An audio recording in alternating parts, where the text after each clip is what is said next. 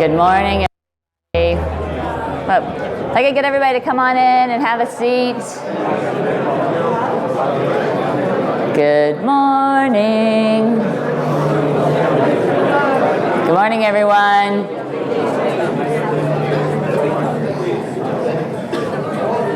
Good morning, everybody.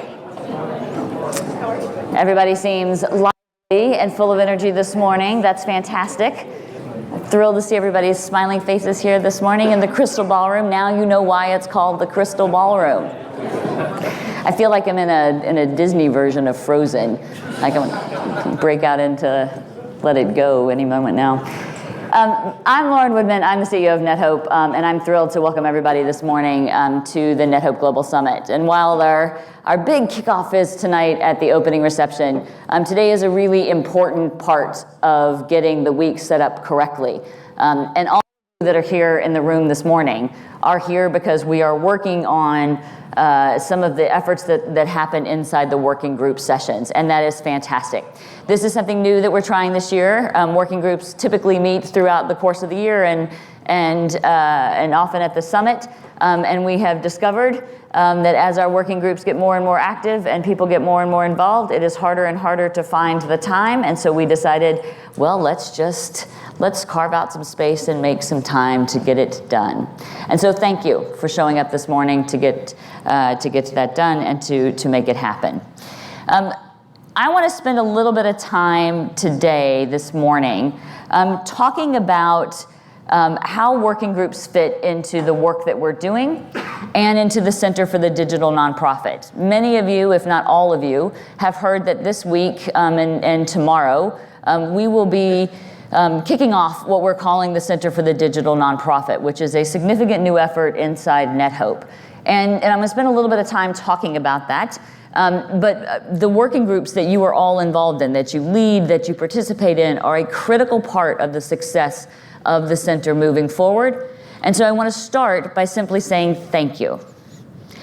NetHope has long been built on the notion that we are stronger together than we are individually, and that by working collaboratively, we can get more accomplished than if we each tried to do that on our own, within our own agencies. There are 52, maybe 53, growing to 54, 55, 56 NetHope members.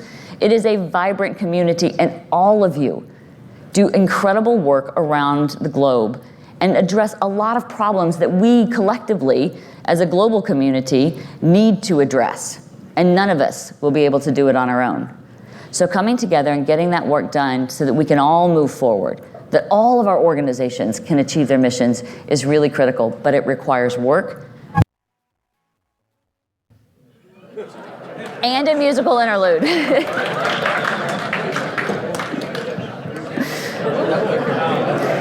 So we're going to make sure that everybody stays awake this week by the occasional dance party. So next time you hear that, just it's always fun in working out all the kinks, right? I mean, this is always the great part. But I want to say thank you for doing that work, because it is hard. It does take effort. It does take time. It does take an investment. And certainly, I think the fact that NetHope continues to grow over the course of the many years that we have now been around is a testament to the fact that we find that work valuable, and we find that it has impact in our organizations. Now, we do have an exciting week ahead of us.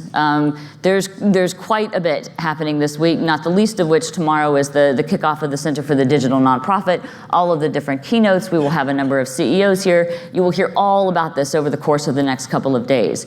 But as part of that, the launch of the center is really a centerpiece, and it's the culmination of a lot of thinking that has gone into where NetHope is evolving and where the sector is evolving since we launched the strategic plan process a couple of years ago.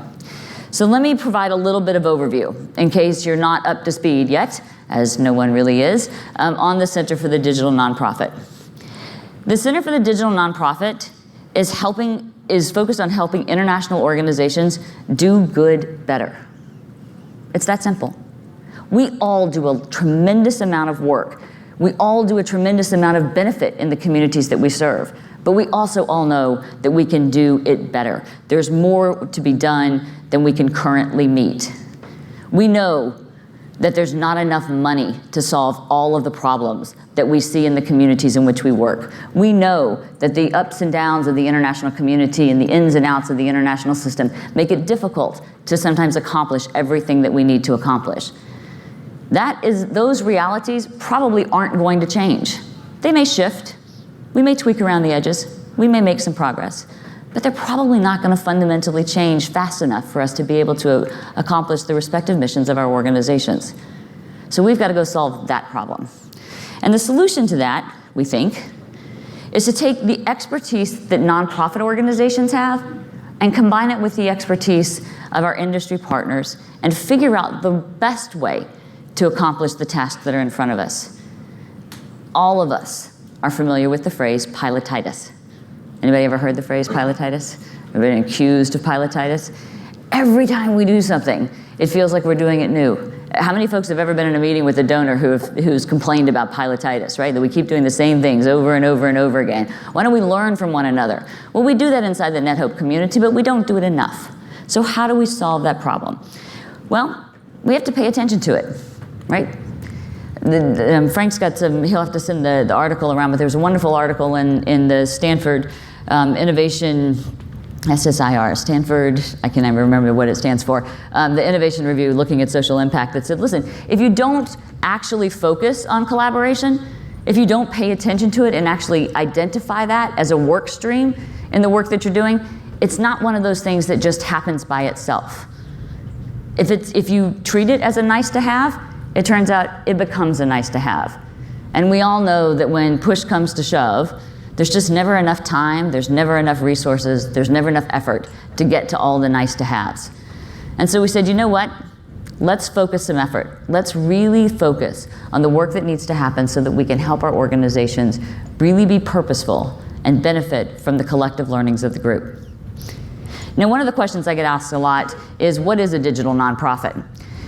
Now, for those of you that were at the summit last year, you'll remember Jeannie Ross from the Sloan School of Business had a wonderful definition of a digital strategy, which we have completely cribbed and adapted.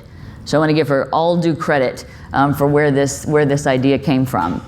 But digital nonprofits leverage great technology, right? Things that are accessible in the market, things that we can use. It reimagines the relationship between what we do and the people that we serve. If you think about all of the disruptive business models that have really shaped the way that we all think over the last couple of years, they're all about getting the folks, the consumers, more deeply involved in the services that are offered, right? I no longer have to go through a taxi cab company in order to get from the airport to here. I no longer have to go to a hotel chain in order to find a place to sleep tonight. Those transactions can happen between one or another. I can make choices as a consumer about the things that I need and direct my resources where I need, where they can be the most benefit to me. Why don't beneficiaries do that? Why can't the communities in which we work have a greater voice in the services and the aid that we are offering? They should. It's not going to happen tomorrow.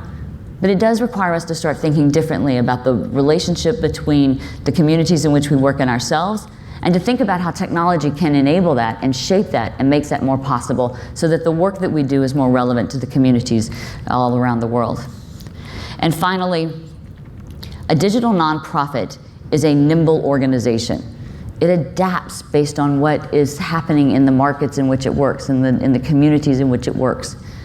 Now, nonprofits, don't tell anybody, aren't known for being particularly nimble, right? 5-year grants are hard to shift midstream. 10-year grants are hard to shift midstream. But how do we start to reimagine how we can actually work within the constraints of our organizations and start to change the conversation at a broader level?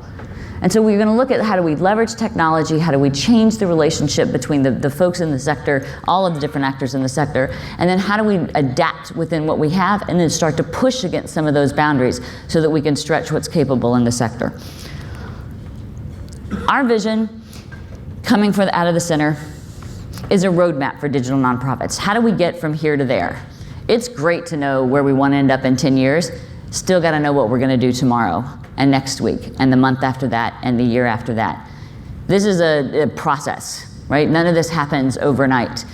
It will take a long time for us to really get our heads around what change looks like. But like any other change, once it starts and once it takes hold, that momentum is almost unstoppable. I was looking at the process of standardization for automatic teller machines. Right, everybody's been to an ATM. Anybody know when the first ATM was invented? Anybody want to hazard a guess? 1967. In 1967 was the first ATM machine. It was in Barclays in the UK. It was awesome. You took a piece of paper, and you took that piece of paper and you stuck it in the ATM machine, and it would give you 10 pounds. That was it. That was your option. And when it ran out of 10 pounds, it was done. And interestingly, Barclays would then mail you back your little paper certificate so you could use it again, because there were no cards. Even as recently as 2000, when I was living in China, it was almost impossible to take your ATM card from one bank and get cash out of another bank. You had to go to that ATM machine for that bank because that was the only way that it would work.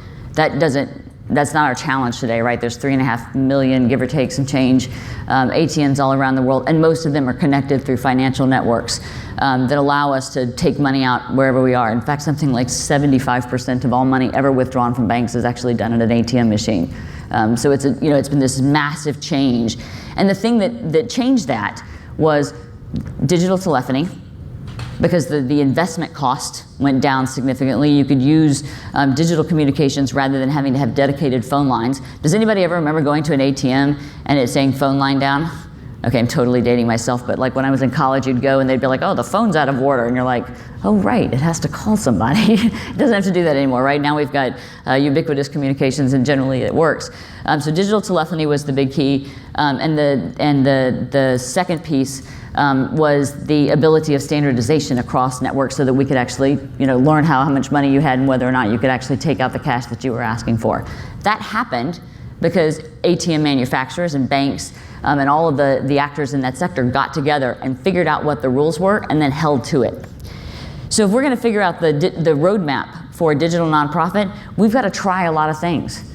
The ATM guys all tried lots of different things. They had different architectures, they had different software, they had lots of different ways to do things. Do we do it with paper? Do we do it with cards? Can we use your card? How do I use my card? What kind of crypto should we use? What are the communication standards that we ought to use? We've got to try those things and figure out what resonates.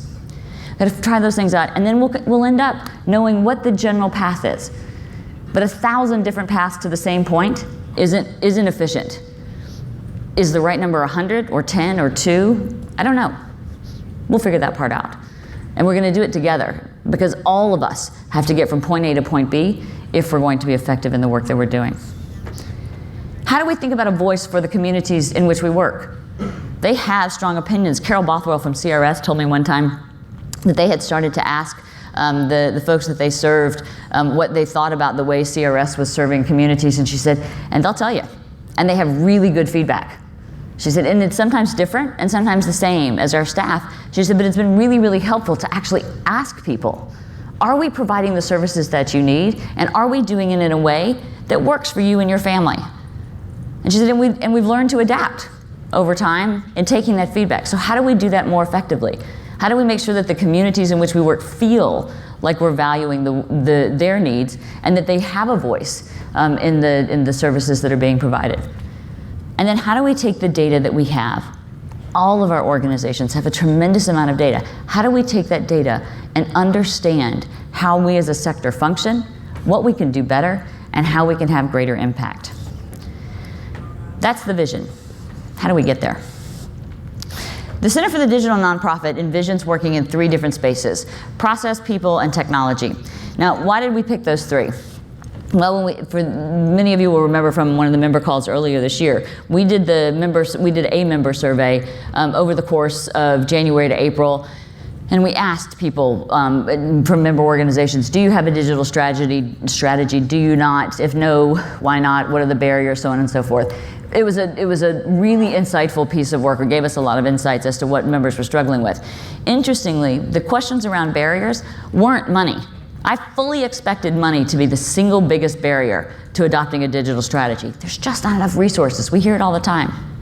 Out of the 5 things that people answered, it was number 4. Didn't even make the top 3. Top 3 were organizational structure, human capacity, and leadership support. And so we looked at that and we said, well, that's interesting. And then when we dug into that a little more, what it really meant was it's super hard to affect change across large distributed organizations. That's really a difficult thing to do, and that is not unique to the nonprofit sector. That is a challenge that every global organization faces. How do we make sure that our folks have the right skills to be able to drive change and to support change? How do the processes, how do the way we work, does that support a new way of working? Are we nimble ourselves so that we can adapt to what's out there? And then we can figure out what the right technology solution is. Does technology drive change, or does change drive the right technology? What's the relationship between those 3? And so we're going to work across all 3 different pillars to really think about what's the interrelationship between those, and how do we identify best practices to support change over time. We're going to deliver that work 3 different ways. Apparently I like 3s. 3 different ways. 1, through resources and tools. Much of the work that NetHope has done for years. What are best practices? What are toolkits to do this, that, and the other? How do we learn from one another? How can members talk about the experiences they have? What's worked? What hasn't worked? We're also going to look at providing peer-to-peer consulting. People ask all the time, and we do it informally all the time in NetHope. But let's be structured about it. If you need help, how can we get you the resources that you need, with the experts that you need, with the expertise that you need in order to implement a project, to drive change, to implement a digital strategy? And we're going to back it up with some dollars. Over the next several years, we will be out fundraising in order to grant dollars back to members, pass-through grants, in order to support the digital strategies that organizations need to put in place. Because while money might not have turned up as the first or second or third big barrier, it is a barrier. And it's often a barrier, not even in terms of the money, but in how quickly we can get things done, or how comprehensively we can get things done. We might be able to acquire the technology, but maybe not the training. We might be able to get the software donated, but maybe we can't get the change management plan in place. So how do we make sure that we help members round out those plans in order to affect the change that they want to do? Now, to get super tactical, it gets tactical when you go from photographs to PowerPoint diagrams. The reason that working groups are important to this is because if we all knew how to do this, we would have already done it, right? We would have already solved these problems. And working groups is really where we have the opportunity to start to identify the big challenges that we have. Security, data protection, data sharing, all of those types of things that we deal with in the different working groups form the foundation of the digital tools, or the tools that we will make available to members in order to support a digital strategy. All of that will come together under the center, which we will make available to members and ultimately to non-members as well. Because many of you want your partners that you work with locally, the organizations that you work with in countries all around the world, to be able to live up to the same standards that you've set for yourselves. We certainly don't want our partners to be the weak link in a chain. And so how do we make those resources available to non-members as well? Now, Frank will talk in just a few minutes about how our field programs and some of the work that we've done in the field also relates to this, because both are important. Neither one can stand alone. We have to make sure that the 2 are connected and that they come together, so that the work that we're thinking about in the working groups and the way that we are sharing is also being reflected in the work that we do. And because I like to get super tactical, how do those working groups really line up? Well, we've thought about this in a couple of different ways. There's quite a bit that's happened and is already in process, and some tremendous work that has happened under this technology work stream. All of you are here because one of these has resonated with you. We'll continue to look at the NGO reference model, for example, both from a technology perspective, but also from a business process perspective. What does that mean in terms of the way that our organizations work? How do we measure efficacy and whether or not our organizations are optimized? And we'll also look at digital skills. Around the summit this week, you'll see a draft framework of digital skills that we've put together based on a ton of research that's been done across many different existing digital skills frameworks, but adapted for the NGO space. Do those resonate with you? If so, this is a place to add things that we've forgotten and make comments. We'd love to know, because we want to get to saying, hey, what are the right skills that we as a sector need in order to drive change?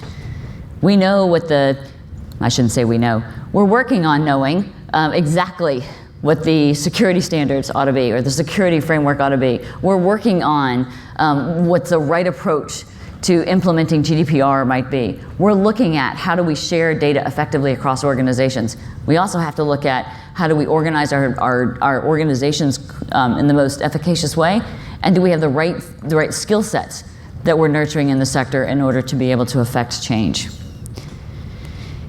At the end of the day, working groups reflect the expertise of the sector and what we already know, so that we can influence what happens across the sector going forward. When we talk about that, the solution being bringing together the expertise of the sector with the expertise of the technology sector, it's in the working groups that the voice of nonprofits and their needs and what they have to have in order to be effective really comes through. So when I said thank you earlier about coming, because we need you to share that voice and share those experiences and do a little work, it's because it's a lot of work. And I'm sincere when I say thank you. The NetHope community has such a tremendous footprint around the world. And we have the ability, collectively, to start to set the standard around what digital nonprofits look like. To put it into context, the NetHope community represents about 70%, 64, 68, 70%, depending on how you want to count it, of all international aid that gets delivered through nonprofits. If the tipping point is 17%, we're well past that. And so when we think about the difficulties in working with external partners, working with donors, working with governments, we actually have a collective voice that when we get together and we say, gosh, we think this is the best way to do things, people will listen. So as we start off on today to think about the work that we're doing within the working groups, keep that in mind. We have the ability to change what we are able to deliver and what we're able to affect. But it's going to take a little effort on our time. And NetHope is going to endeavor to support us, to support all of our organizations in accomplishing that goal. But it's not the full picture. So I want to ask Frank Scott, who runs all of our global programs, to come up and talk a little bit about how field programs interrelate with this. And then afterwards, we'll take some questions that I'm sure have come up in this initial introduction. Frank? Thanks, Lauren. Is this on? Yep, good. I was sort of hoping to lead the group in O Canada. It's a great national anthem if you haven't heard it. If you see a Canadian walking around, just ask him to start singing. It's really marvelous. Lauren asked me to talk a little bit about how field work supports the Center for Digital Nonprofit. And really I think over the last 3-4 years, we've started to see some digital transformation take foot in the sector, and what I would hope to share with you is some inspiration, some excitement that the best is yet to come, including advancing slides. But first, talk about why we do field programs, and certainly the number one reason we do field programs is to drive member value. And we drive member value directly when we're working with all of you in the field. But even if we're not working with you on the field on a particular program, it's probably only a matter of time before your organization benefits from that work. And so there's a direct benefit for every program, and there's an indirect benefit. The second reason that we do field programs is incubation or innovation, is to try some things out, hopefully in low-risk ways, to be able to kind of test some of the things that we think will lead to digital transformation. So this last year saw us do a lot of good work around connectivity solutions, and Ed Happ is here, and he remembers the early days when NetHope was founded with the tagline, "Wiring the Global Village." And so for 17 years, connectivity really has always been something that was near and dear to our heart. And if we think back on what we thought were innovative connectivity solutions back then, and for those of you who remember the NRK, the Network Relief Kit, that suitcase of 60 pounds, we've come a long way. So around the Syrian refugee crisis, we were asked by IRC and Mercy Corps to set up Wi-Fi hotspots and charging stations in the islands in the Greek Isles. As refugees were landing, they were asking for Wi-Fi so they could connect with family and friends. And IRC and Mercy Corps came to us and said, would you set those up? And then as time went on, they said, well, look, refugees are migrating north. Let's set up Wi-Fi hotspots and charging stations along the migration route. And so over a period of about 9 to 12 months, we set up 85 Wi-Fi hotspots and charging stations. And refugees were using the information portals that IRC and Mercy Corps had set up to help guide them along the migration route. Where are the safe, where's the next transit center? Where are the borders open? Altogether, over the last year and a half, 500,000 unique devices have accessed one of those Wi-Fi hotspots. And given where the Wi-Fi hotspots are, we estimate that probably 90% of those are refugee devices. So that's an example of kind of doing the same thing 85 times, but each of the installations had its own unique characteristics, most often driven by where the backhaul came from.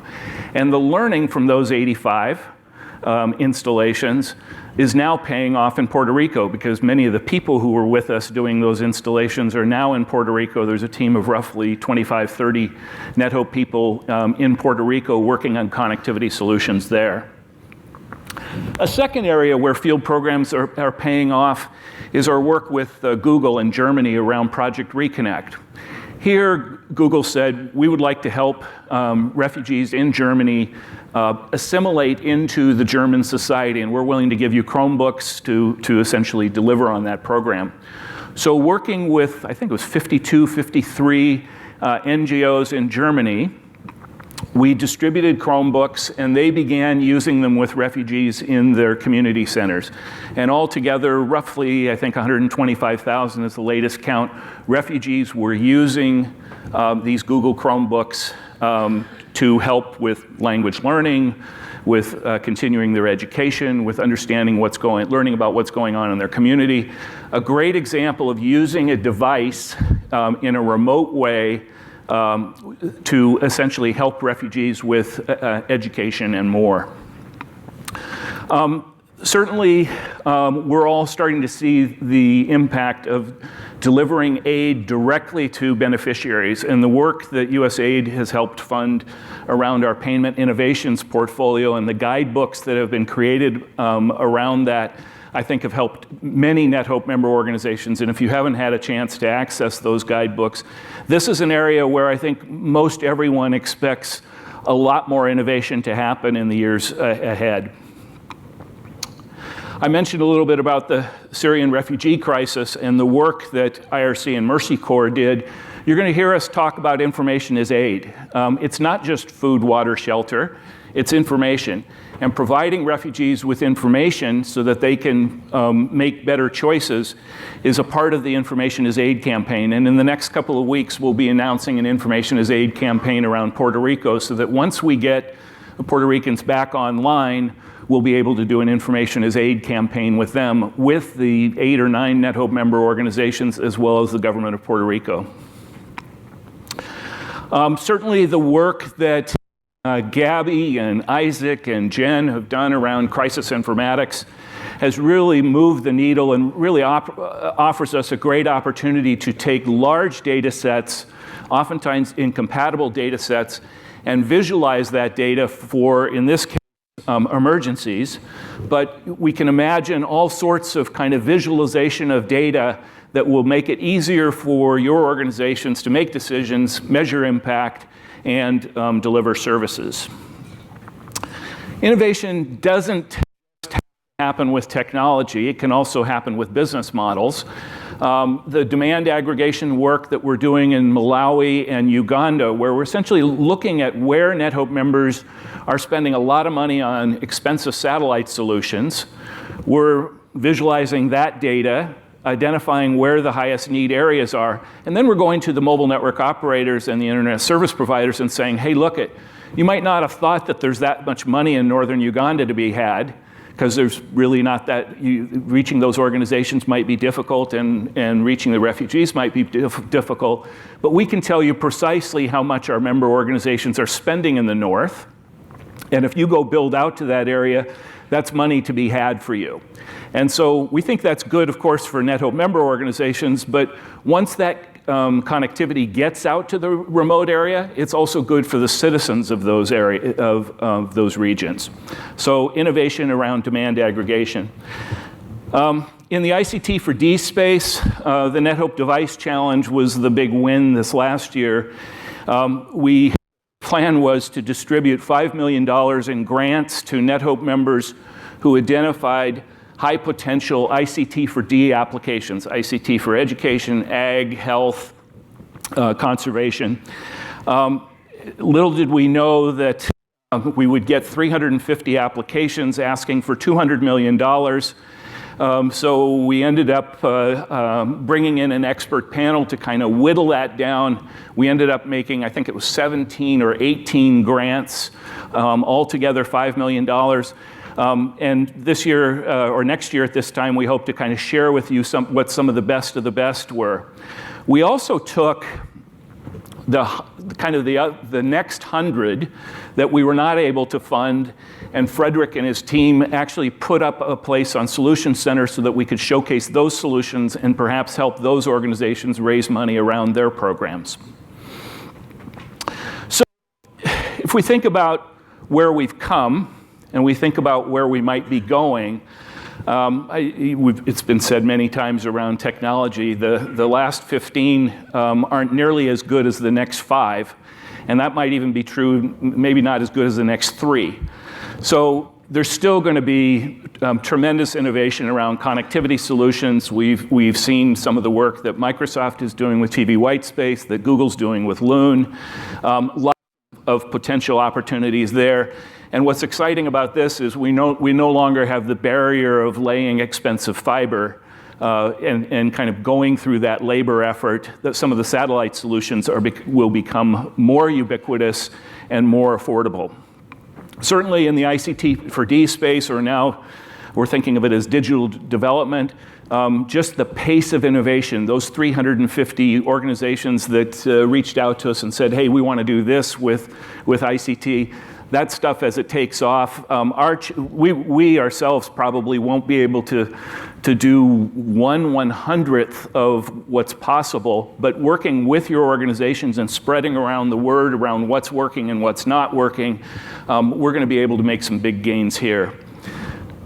If we think about digital transformation, an area that I'm quite excited about is the opportunity to measure our impact in different ways. Today, we still, for the most part, self-report to donors on how we did. If it's a big enough grant, we will hire a third-party firm to come in and kind of audit how we did. But just think about, the people we're working with, the beneficiaries, the affected communities, they have devices in their hands. And they may be able to have a clear pathway to donors to be able to describe the impact of the work that we're doing. And so that seems like it has tremendous potential as well. Distance learning is still an area that I think we've got a long way to go in terms of, and a lot of upside, because the number of out-of-school youth and the lack of teachers remains a problem. It's not going to be fixed through kind of the traditional means of building schools and putting teachers through college, so we're going to have to find new ways. Certainly in the whole space around supply chain and logistics, you'd have to say the private sector is way ahead of our organizations. And that could be a good thing, because they've tried out some approaches, they've developed some ways of working, some proven technologies, and piggybacking on that, perhaps we can change what for many of our organizations is a rather big piece of work, which is the whole supply chain and logistics, to a different kind of last mile.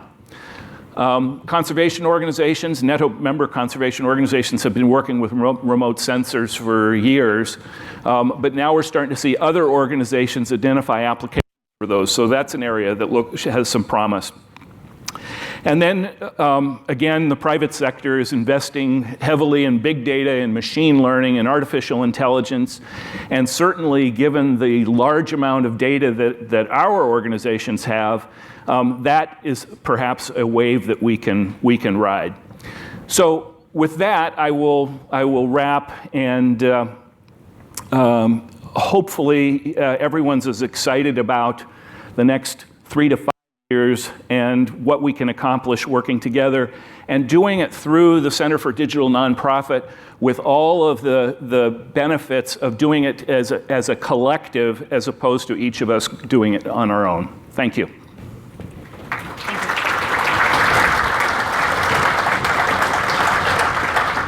So I realize that this may be the first time that we've really had the opportunity to dive into the Center for the Digital Nonprofit, that folks may be hearing about it and the relationship with working groups. And so Frank and I just wanted to spend a few minutes, we've got about 7 minutes left, to answer any questions that folks might have, or address anything that we left that was unclear, as before we head off into the working groups for the remainder of the morning. Questions, thoughts, feedback? Frederick's got a microphone. Alex has a microphone. Really? We answered every question. Do we need to do a dance party? If you don't ask questions, we're going to have these icicles start falling on you. So. Yeah, thank you for an inspiring presentation. So one question is, how much is kind of NetHope at the kind of center of the hub here for pushing the needle for members, and how much is it really members pushing the needle together themselves? It's a great question, and I think it's probably a little bit of both. I think that we have, and tomorrow we'll highlight. When we do the announcement around the Center for the Digital Nonprofit, we have some members that are doing some tremendous things, and some really innovative work that they're doing. And we want to highlight that. And more importantly than just highlighting that, we want to help other members understand, how did they do that? One of the things that's always been interesting to me about field programs, and Frank alluded to this in his presentation, is that just because something dealt with one particular scenario, connectivity in Greece, for example, you can imagine pretty easily how that applies to the situation in Puerto Rico right now. But where else might it apply, right? I mean, would the fact that we were dealing with setting up connectivity for a large number of people that are, relatively undefined, but sometimes in remote or challenged situations, also apply, for example, for wildlife monitoring, right? To speak to something that I know is near and dear to Jonathan's heart, or might it apply to some of the rural health delivery that some of our members are dealing with. And so part of what we're trying to do is to highlight things that are already working. The center is really a focal point for work that is both already underway, and building upon that and being able to extend the learnings from a unique project out to other applicable scenarios, but then also to help identify where there might be questions that we need to fill in. Yeah, I agree with that. I think when I refer to NetHope, I think of it as the collective of not just NetHope, the organization, me and Lauren and the others, Frederick and the team, but member organizations as well as our partner organizations. So today in Puerto Rico, we would not be able to do what we're doing without the Cisco TAC Ops team living right side by side, literally side by side. And so they're an extension of us, or we're an extension of them, and certainly we've seen other cases, Microsoft and TV Whitespace, some of the things we're doing with Facebook and Google, the satellite vendors, all of them are part of hopefully the NetHope solution for the collective. Other questions, other thoughts? Oh, we've got one over here in the back. Thomas.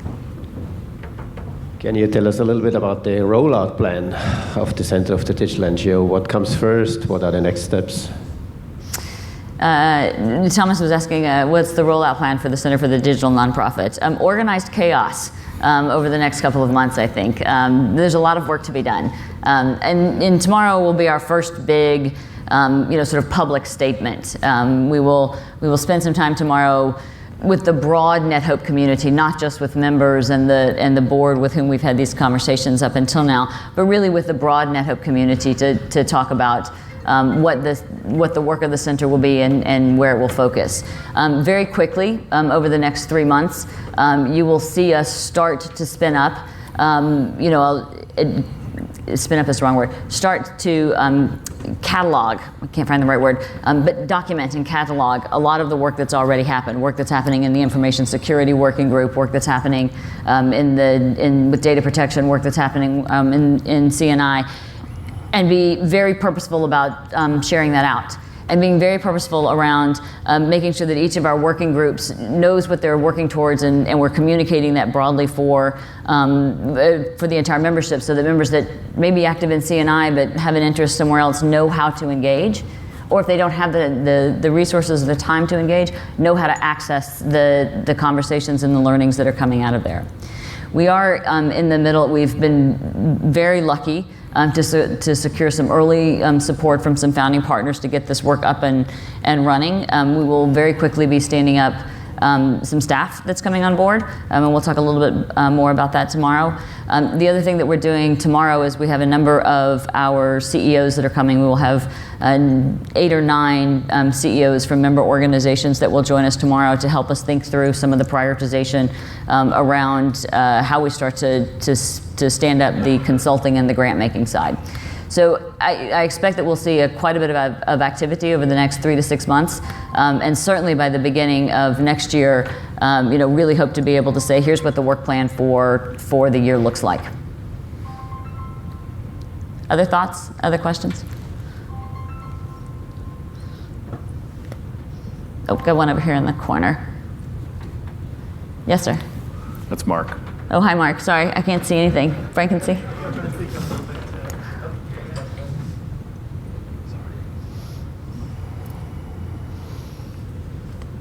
It's really exciting stuff. One question, are we going to be building some capacity building into this sort of program so that we can actually, there's lots of new business coming here, like services to affected communities, IT as aid. So are we going to put together a training program to get people skilled up to do all this work? Oh, I love to hear you say that, Mark. That's fantastic. That was a planted question, probably. Yes, I think that's a really important piece of what we need to do. I think one of the things that's has been interesting to me at NetHope over the last couple of years is this community has a very specific vocabulary. Right? We talk to one another and we know what we're talking about. But sometimes when we talk to those that are not so deeply involved in the NetHope community, it takes a little bit of translation. And so I think, to the point of a training program, part of what we have to do is to really, first, with our member organizations and the community, the broader community in which we work, really recognize that when we talk about digital transformation, it's not just about technology. It's really about the broad organizational development work that needs to happen. And we've had nothing but positive response around that with everyone that we have spoken with. So that's sort of step one. The next step, to get really specific around digital skills, if you look at the draft framework that has come together, it is not technology oriented. It definitely has a piece technology plays through there, but a lot of the skills that we need inside our organizations are not the same skills that you need to be a fantastic CIO, or to be a fantastic IT administrator, or to be a fantastic data analyst. They're much more about thriving in a world where digital is part of the DNA of what we do. And so we are looking at how do we talk about that? How do we make that resonate with folks for whom that may be a somewhat different concept? And then how do we help folks, sort of take a look at that skill set and say, gosh, where am I super strong, and where do I need some help? And are there resources that we can make available that are frankly already out there, but nobody's got the time to go find? So how can we at NetHope coalesce those resources and make them available to people so that people can sort of figure out where they need some support? Pietro? So since we're talking about organizational change and organization-wide change, when do we start bringing in people that are not on IT? So our CFOs, our programs people, our HR, and so on and so forth. That's a great question. And every year since this is my third summit, I think. Every year we see more and more folks coming to the summit and being part of the conversation that do not come from our traditional contact point inside organizations, which has been the IT organizations. Over the last couple of years, we've had folks join the board that don't come from IT. I'm not pointing my finger at you at all, Pietro, because you're now 100%, well, not maybe 100%, but definitely part of the technology community. But Maria Cavalcanti, who's the CEO of ProMujer, also sits on our board. She's not a technologist.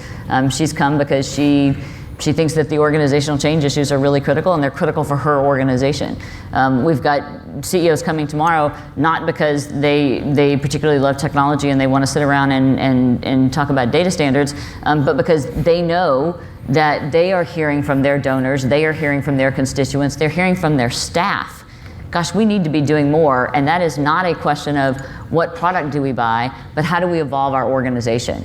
I think it's critical for all of us that come from a really pure technology background not to think about sort of, what is the expertise that we bring from a technology perspective, but what is the impact that the knowledge that we have on our organizations, and how do we free that up so that our organizations can have a bigger footprint and do more good than we have in the past.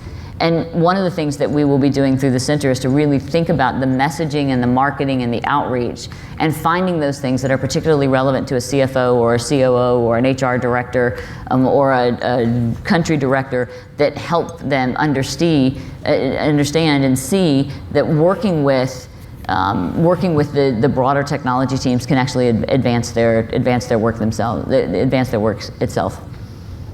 We have one last question in the back. Hi, more a comment than a question. I think, the key is also for all of us who are in IT roles to make sure that we work with the business units or the field program or whatever it is, that we connect with them within the organization, right? Because otherwise it's still, sometimes it's like technology doing this, but how do we bring in sponsors from each of the functional units to actually participate in what we do? I think that's key. And I would simply echo that and saying, when we did the survey earlier this year, it was fascinating to me to talk to different organizations and to see the different ways that IT organizations interfaced with with others across their organizations. There were lots of different models. Some that that whoever we were talking to would say, gosh, we tried 3 different ways to do this, and this one really seems to be working for us. Lots of organizations that say we still have not figured out how to do that effectively, and everything in between, quite frankly. And so one of the things I think, especially within the interconnectedness between the technology, the people, and the process, is what are those different models, and under what different circumstances do different models work? Do highly decentralized organizations work best with 1 or 2 different models that we might identify? Or do all organizations work best with maybe 3 or 4 that might be applied? And so it's a lot of this is really tough organizational development, organizational change, and management development, and really thinking about how we structure the work that we do. But it's a necessary part of making sure that the benefits of technology that we all know and all believe in, or we wouldn't be here, really get to come to full fruition inside our organizations to help us each achieve our respective missions. So with that, we're going to close and send you off to the different working groups for the day. Again, a sincere thank you for the work that you do. I welcome any and all feedback around this direction, and thinking about how we tweak this as we go along to make it relevant and purposeful for your organizations. Thank you, and I'll talk to you throughout the course of the week. Have a good day.